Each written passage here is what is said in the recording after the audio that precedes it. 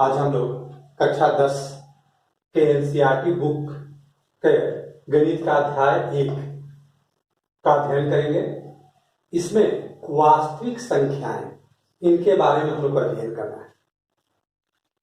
इसमें exercise 1.1, exercise 1.2, exercise 1.3 ये 3 exercise हैं। तीनों को हम लोग को इसमें अध्ययन करना है। सबसे पहले हम लोग एक्सरसाइज 1.1 उसके एक्सरसाइज 1.1 के लिए कुछ जरूरी चीज है, भाग की क्रियाएं, पहले उनको जानना है और उसके आधार पर यूक्लिड का एक नियम है जिसको हम लोग बोलते हैं यूक्लिड विभाजन प्रमेय, उसको जानना है। और फिर इस एक्सरसाइज में हम लोग को महत्तम समापवर्तक HCF उसके बारे में जानकारी करना है और तब जाकर के हम लोग को एक्सरसाइज 1.1 उसको हम लोग को करना है। तो सबसे पहले हम लोग सामान्य भाग की क्रिया उसको समझेंगे। जैसे मान लीजिए कि 12, इसमें हम लोग 2 से भाग दे रहे हैं तो 6 बार जाएगा तो 2 छक 12। यहाँ कितना बच गया? 0, कुछ नहीं बचा तो 0। तो 2 छक 12 तो हो गया यहाँ पर शेष 0। यहीं पर अगर हम लोग मान लीजिए कि 17, इसमें 2 से भाग दे रहे हैं तो 2 से 8 बार जाएगा, 2 8 16, बच गया 1। तो ये हम लोग 2 भाग की क्रियाएं हम लोग देखें। अब यहां पर ये जो 12 है इसको बोला जाता है भाज्य। ये जो 2 है इसको बोलते हैं हम लोग भाजक। ये जो 6 है इसको बोलते हैं हम लोग शेष, भागफल, इसको बोलते हैं हम लोग भागफल। और ये जो 0 है इसको हम लोग बोलते हैं शेष या शेषफल। अब भाग के नियम के अनुसार इसको हम लोग अगर चाहें तो लिख सकते हैं 12 बराबर, ये 12 बराबर 2 गुना 6 और जोड़ 0। 12 बराबर 2 गुना 6 जोड़ 0। या इसको हम लोग ये भी कह सकते हैं कि भाज्य बराबर 2 क्या है? भाजक। और 6 क्या है? भागफल। और 0 क्या है? शेषफल।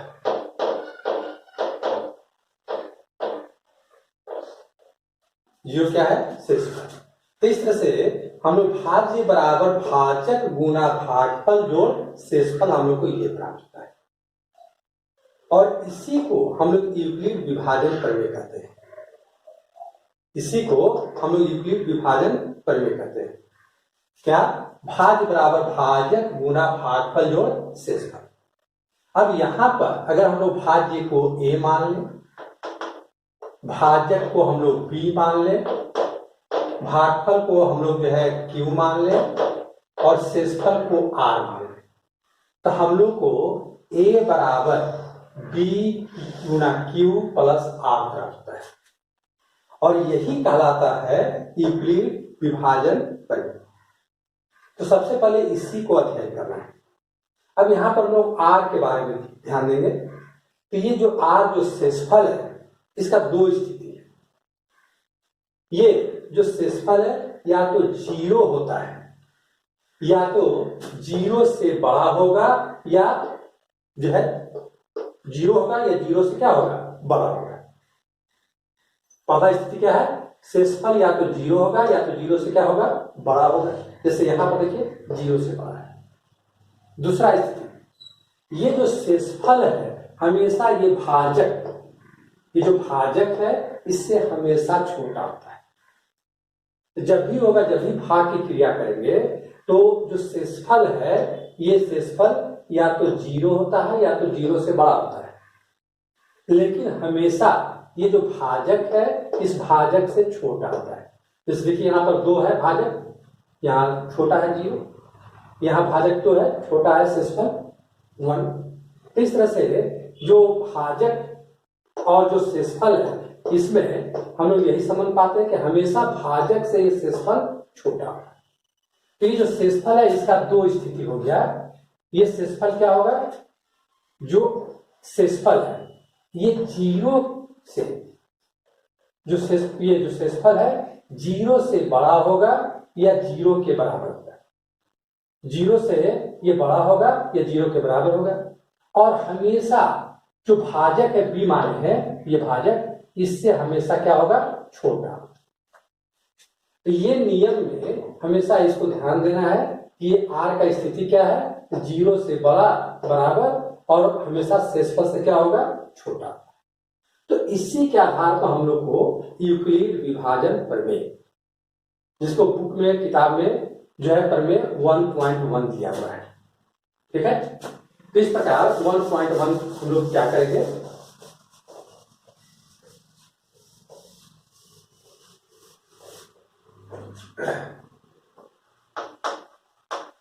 प्रमेय 1.1, इसको हम लोग कहते हैं यूक्लिड विभाजन प्रमेय।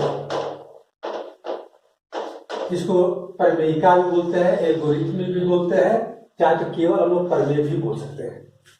तो एक्सरसाइज 1.1 यूक्लिड विभाजन प्रमेय, इसको प्रमेयिका भी बोल सकते हैं, एल्गोरिथम भी बोल सकते हैं, मतलब नियम।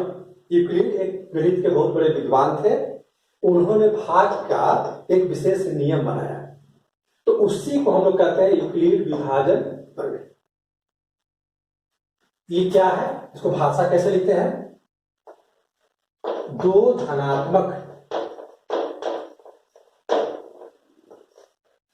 पूर्णांक ए एवं बी दिए रहने पर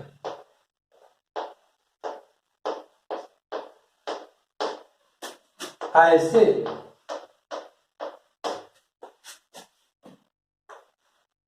दो अद्वितीय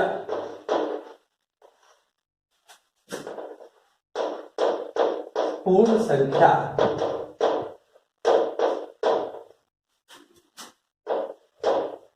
बी एवं पूर्ण संख्या क्यू एवं आर प्राप्त होंगे, जहां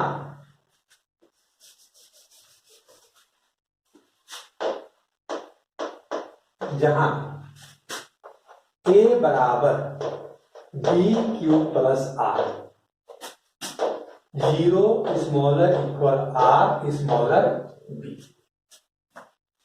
तो अभी जो भाग के बारे में, नियम के बारे में पढ़े थे, वही यूक्लिड विभाजन प्रमेय है।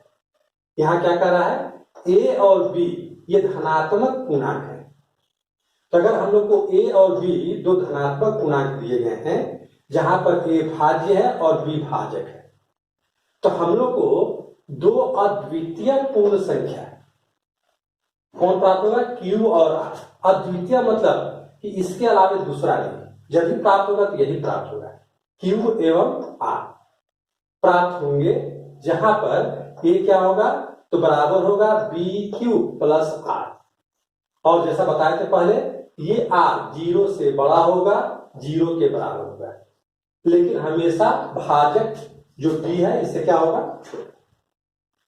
तो सबसे पहले अध्याय 1.1 जो एक्सरसाइज है, अध्याय 1 का एक्सरसाइज 1.1, उसमें हम लोग को ये नियम को जानना जरूरी है। पहला चीज समझ गए सब कोई। अब दूसरा हम लोग को जानना है महत्तम समापवर्तक।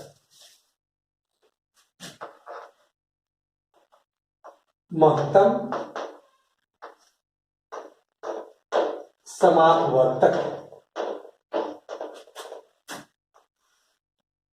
जिसको हम लोग संक्षेप में HCF बोलते हैं या MSF बोलते हैं। ये हो गया हाईएस्ट कॉमन फैक्टर।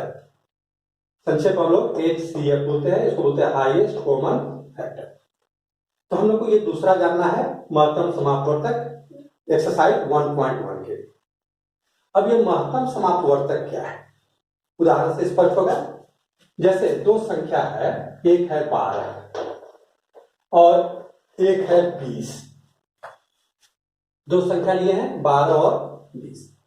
अगर हम लोग इस 12 के बारे में सोचें किससे किससे ये विभाजित होगा, तो सबसे पहले हम लोग जानते हैं कि एक से सभी संख्या विभाजित होती हैं, तो ये एक से विभाजित होगा, फिर 2 से विभाजित होगा, 2 छक 12, फिर 3 से विभाजित होगा, 3 चौके 12, फिर 4 से विभाजित होगा, 4 तिया 12, फिर 6 से विभाजित होगा, 6 दूना 12, और फिर 12 से विभाजित होगा।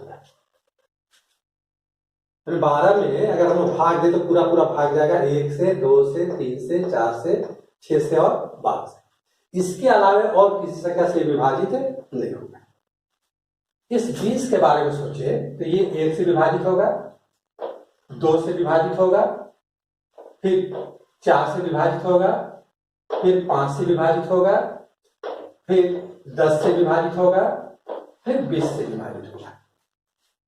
तो यहां पर 20 के बारे में सोचे तो किससे किससे विभाजित होगा, किससे किससे इसमें पूरा भाग जाएगा। तो 1 से पूरा भाग जाएगा, 2 से जाएगा, 4 से जाएगा, 5 से जाएगा, 10 से जाएगा और 20 से। इसके अलावा और किसी से इनमें भाग नहीं जाएगा। अब इनको आप लोग ध्यान दें तो देख रहे हैं कि अब 1 से दोनों में जा रहा है भाग, 2 से भी दोनों में जा रहा है भाग, 3 से दोनों में नहीं जा रहा है, 4 से दोनों में भाग जा रहा है। तो किससे किससे दोनों में भाग रहा है उसको ध्यान देंगे।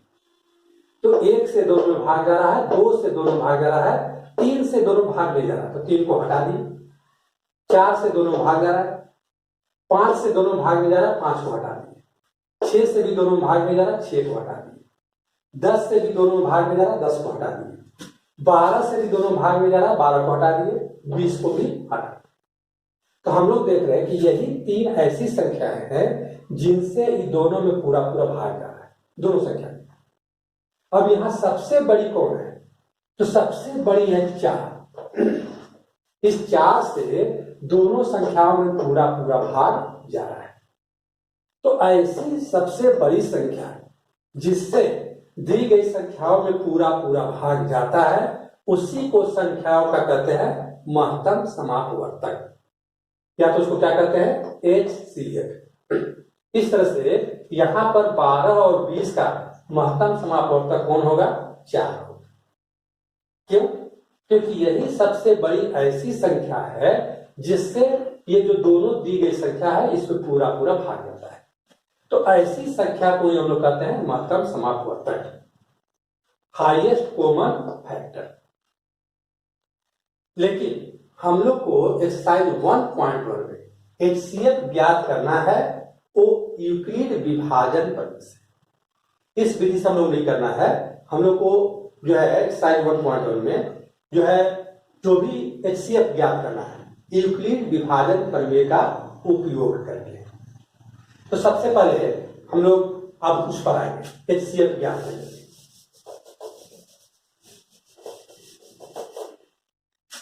एक्सरसाइज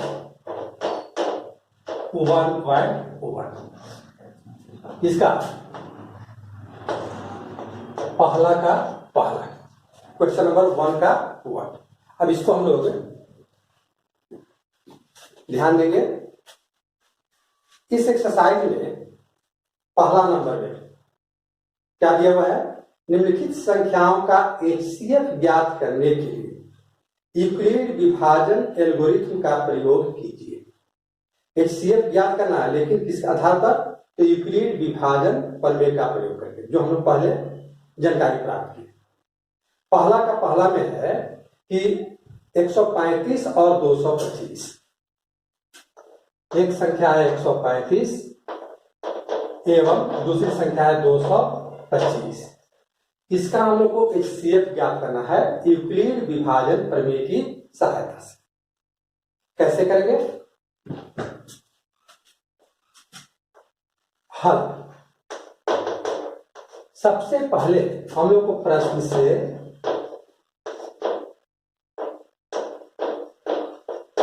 पहली संख्या और दूसरी संख्या हम लोग को लिख लेना चाहिए। सबसे पहले प्रथम संख्या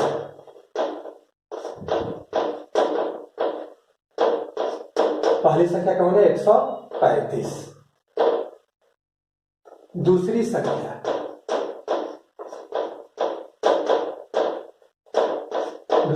कौन है? 225। सबसे पहले हम लोग को दोनों संख्याओं को नोट कर लेना है। इसके बाद अब हम लोग को देखना है कि दोनों में कौन सी संख्या बड़ी है, उसको जानना जरूरी है। तो यहाँ पर देख रहे 225 बड़ा है, 135 छोटा है, इसको भी लिख लेना चाहिए। क्रम से जाने से मैथ बिल्कुल आसान होता है। क्रम से जाएंगे, बहुत आसान चीज है। तो 225 बड़ा का चिन्ह लगा दिए, जिधर बड़ा होता है उधर खुला मुंह रखते हैं।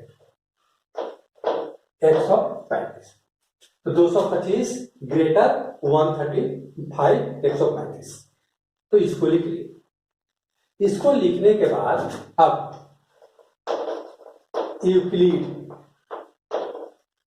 विभाजन प्रमेय, अब इसका उपयोग करेंगे।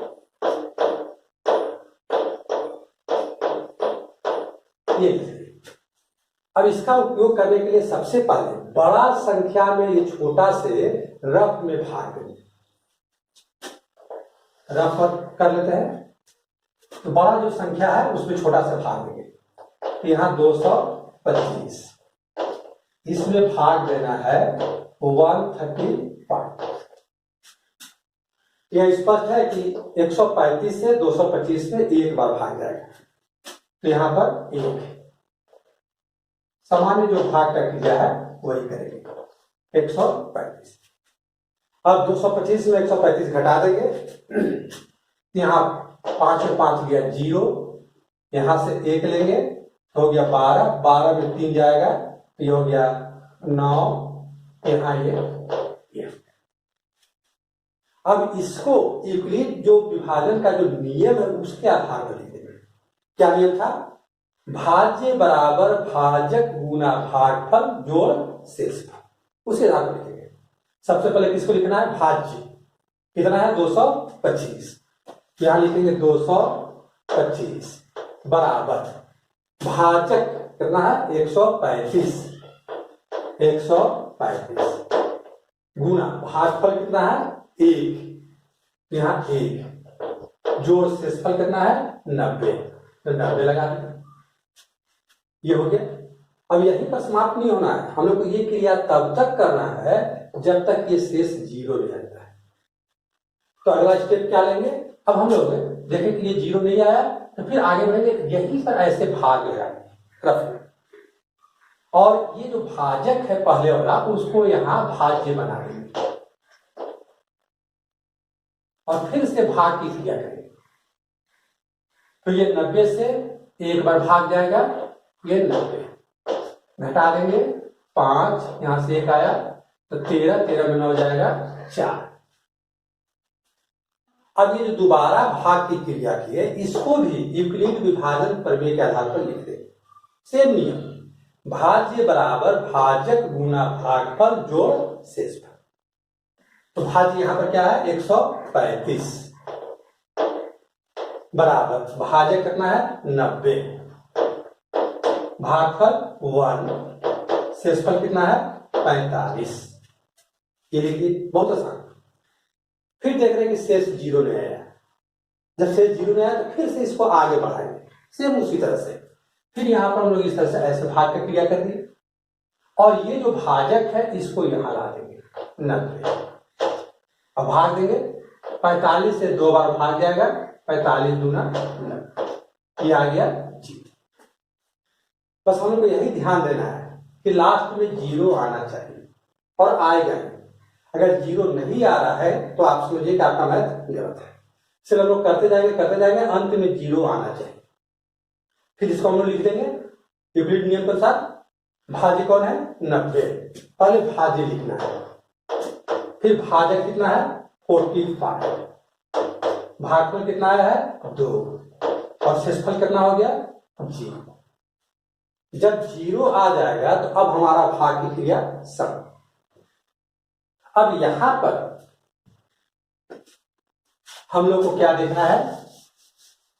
अब यहां हम लोग को देखना है कि अंत में भाजक कौन है। तो अंत में हमारा भाजक है 45, इसको लिख देंगे। यहां अंतिम भाजक बराबर 45, अंतिम भाजक 45, इसलिए HCl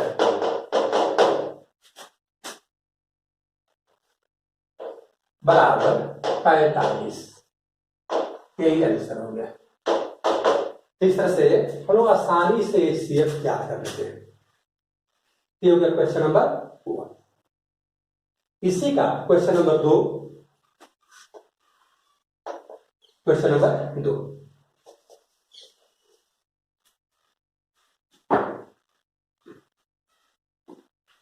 क्वेश्चन नंबर 2 है 196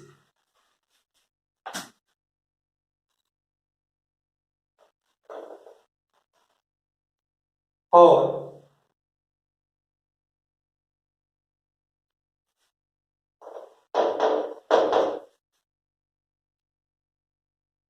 38220 और है 38220। ये दो संख्याएं हैं, इनका हम लोग को HCF ज्ञात करना है।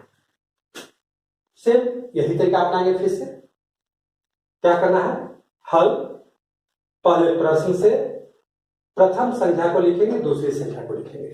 ठीक यही विधि अपनाएंगे।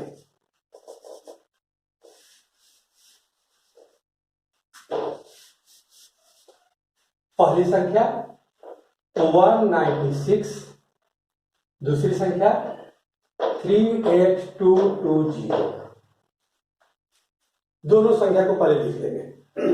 अब फिर पहले जैसा बताए थे, सबसे पहले बड़ी, तो बड़ी में कौन है 38220, इसको लिख देंगे 38220। छोटी संख्या कौन है 196। फिर उसके बाद जब ये बड़ा छोटा ज्ञात कर लिए तो यूक्लिड विभाजन प्रमेय से लिख करके अब फिर हम लोग बड़ा में छोटा से भाग देंगे। रफ वर्क फिर करना है। तो 196 38220 भाग दे। अब यहां पर सबसे पहले ये 3 संख्या लेंगे शुरू का। देख रहे हैं कि 196 से एक बार जा रहा है, क्या लिख दिए 196। फिर हटा देंगे, यहां से एक लेंगे तो 12, तो हो जाएगा 6। यहां से एक लेंगे तो यहां हो गया 17, 17 में 9 जाएगा 8। यहां पर 2 बच गया है तो 1 हटा देंगे 1। अभी ये भाग समाप्त नहीं हुआ है, तो हम लोग क्या करेंगे और आगे जाएंगे। जब तक से भाग समाप्त नहीं होता है तब तक से आगे जाएंगे। यहां देखिए 2 है, 2 को उतार दिए। अब इसमें एक बड़ी संख्या होगा, इसमें भाग देंगे 196 से। ये बड़ी संख्या है, 9 बार देखते हैं 9 से। 9 छक 54, 9 गुना 9 81, 81 और 5 86, 9 का 9 और 8 है 17। ये हो गया। फिर घटाएंगे, यहां से एक लिए 12, तो 6 और 2 8। यहां से एक लेंगे 15, 5 और 4 9 और 7 में 7 और 1 में 0। फिर यहां से 0 को उतार देंगे। अब फिर इसमें देख रहे हैं भागने की कोशिश 5 बार जा रहा है। क्यों 5 बार दिए, क्योंकि लास्ट में 0 है और 5 और 6 को गुना करेंगे तो 5 36 0 आ रहा है। इसलिए हम लोग अंदाज किए कि 5 बार जाएगा। तो 5 छक 30, 5 9 45 3 48, 5 1 5 और 1 4 9। तो ये भाग समाप्त हो। तो हमारा एक ही स्टेप में भाग ये समाप्त हो गया। तो हम लोग को पूरा भाग देना है। अब जाकर के हम लोग को लिखना है यूक्लिड विभाजन प्रमेय से। फिर वही थी, भाज्य बराबर भाजक गुना भागफल जोड़ शेषफल। यहां हो जाएगा भाज्य 38220 भाजक 196 भागफल 195 शेषफल 0। तो एक ही बार में यहां प्लस लगाइए, एक ही बार में शेषफल 0 आ गया, तो हम लोग को और भाग देने का जरूरत नहीं है। लिखेंगे अंतिम भाजक, यहां अंतिम भाजक बराबर 196, इसलिए HCF क्या होगा 196। यही आंसर है। इस तरह से हम लोग बहुत आसानी से इस मैथ को हम लोग कर सकते हैं। इसको हम लोग कहते हैं यूक्लिड जो है विभाजन एल्गोरिथ्म का उपयोग करके HCF ज्ञात करना, और इसी आधार पर हम लोग पहला का तीसरा भी कर सकते हैं। उसको आप लोग अपने से प्रयास करिएगा और उसको ज्ञात करने का कोशिश करिएगा। एक्सरसाइज के प्रारंभ में उदाहरण भी दिया हुआ है यूक्लिड विभाजन प्रमेय के आधार पर, उसको भी अच्छी तरह से प्रैक्टिस कर लीजिएगा। बहुत इंपॉर्टेंट है, परीक्षा में हमेशा ये आता है। ठीक, थैंक यू।